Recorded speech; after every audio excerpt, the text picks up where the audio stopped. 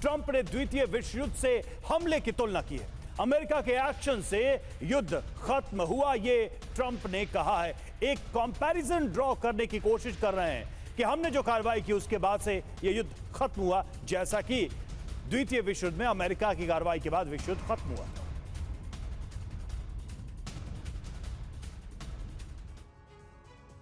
तो देखिए, ईरानी nuclear site को लेकर मीडिया रिपोर्ट पर डोनाल्ड ट्रंप क्या कह रहे हैं, अब आपको यह दिखाने जा रहे हैं। ईरान का न्यूक्लियर साइट पूरी तरह से बर्बाद कर दिया है अमेरिका ने हमले में। ईरानी न्यूक्लियर साइट पर CNN की रिपोर्ट को गलत ठहरा रहे हैं डोनाल्ड ट्रंप। तो ट्रंप की 3 बड़ी भविष्यवाणी जिया क्या है वो जरा उस पर भी गौर कर लेते हैं। क्या कह रहे हैं भविष्य के लिए, ईरान पर क्या कह रहे हैं? युद्ध कभी भी शुरू हो सकता है, यह कहना है ट्रंप का। ईरान इजरायल में तनाव जारी है, तनाव खत्म होने की बात उन्होंने नहीं की। परमाणु कार्यक्रम पर क्या कह रहे हैं ट्रंप?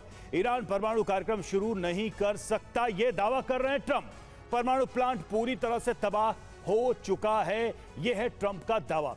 फोर्डो हमले पर क्या कहा? हिरोशिमा जैसा हमला किया तब जाके जंग रुकी है, हम हमला नहीं करते तो जंग नहीं रुकती, ये कह रहे हैं ट्रंप। अब सवाल ये है कि क्या वाकई में जो कंपैरिजन ड्रॉ कर रहे हैं वो वास्तविक है? त्रिपाठी जी, मैं तो सीधे सीधे समझना चाहता हूं कि ट्रंप क्या हर चीज को बढ़ा चढ़ाकर दुनिया के सामने पेश कर रहे हैं, कर भी रहे तो क्यों? क्या वाकई में उनके इतनी बड़ी बातें बोलने से रियलिटी बदल जाएगी? देखिए रवि जी, ट्रंप इस समय बहुत ही अपने आप को कमजोर महसूस कर रहे हैं। जो उन्होंने कहा कि फोर्डो पर जो हमला हुआ है वो हिरोशिमा की उन्होंने तुलना किया। सच्चाई तो ये हम सभी जानते हैं कि जिस दिन ईरान ने कतर पर अमेरिकी मिलिट्री एयरबेस पर जब अटैक किया है, उसी के बाद अमेरिका सीजफायर की बात करने लगा। सच्चाई तो ये है कि अमेरिका को ये बात का एहसास नहीं था कि ईरान इस तरह से पलटवार करेगा।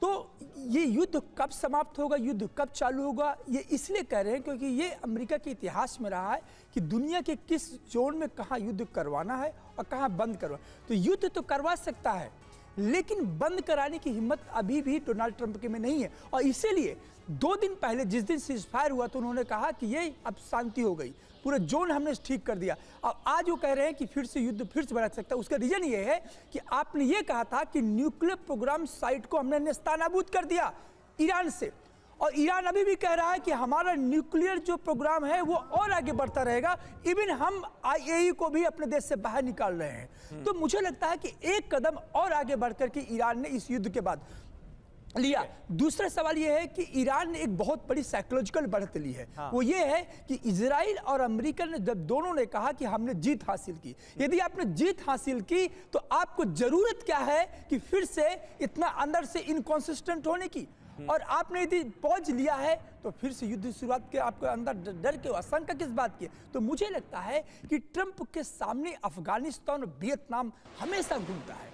वियतनाम अफगानिस्तान एक ऐसा केस स्टडी है जिसको लेकर के वो हिरोशिमा का तो जिक्र करते हैं, लेकिन उनको ये नहीं मालूम है कि ये वही अमेरिका है जो 20 साल तक अफगानिस्तान में रह करके वापस आता है। और यहाँ तो 12 दिन में, रवि जी, जिस तरह से वापस आया था वो भी दुनिया ने देखी। यहाँ तो 12 दिन में ही डोनाल्ड ट्रंप की आंखें खुल गई। ईरान ने जैसे पलटवार किया, और ईरान ने यह भी कहा कि अब न तो सऊदी अरब सेफ है, न तो कतर सेफ है, न तो कुवैत सेफ है, और सारे मिलिट्री एयरबेस खत्म। बिल्कुल, यानी कतर के अमेरिकी एयरबेस पर जो अटैक हुआ उसे आप इस सीज फायर का टर्निंग पॉइंट मान रहे हैं। जंग के बाद इस मोड़ पर जंग पहुंच गई थी कि कतर में अमेरिकी बेस को ईरान ने बनाया था निशाना, और वो टर्निंग पॉइंट साबित हुआ। और देखिए, इस बीच एक अहम खबर, ईरान पर फिर हमला करने को तैयार है इजराइल। ईरान की परमाणु फैसिलिटी पर हमले की चेतावनी दी गई।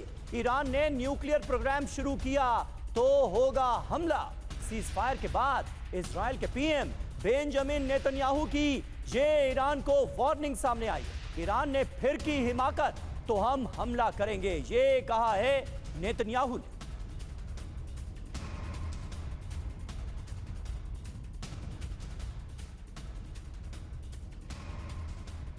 तो देखिए, नेतन्याहू ने एक बार फिर से ये बयान दिया, ये चेतावनी दी है ईरान को। ईरान पर हमले को तैयार है इजराइल, ये कह रहे हैं नेतन्याहू, और परमाणु फैसिलिटी पर हमले की चेतावनी दी है नेतन्याहू ने, और न्यूक्लियर प्रोग्राम शुरू किया ईरान ने।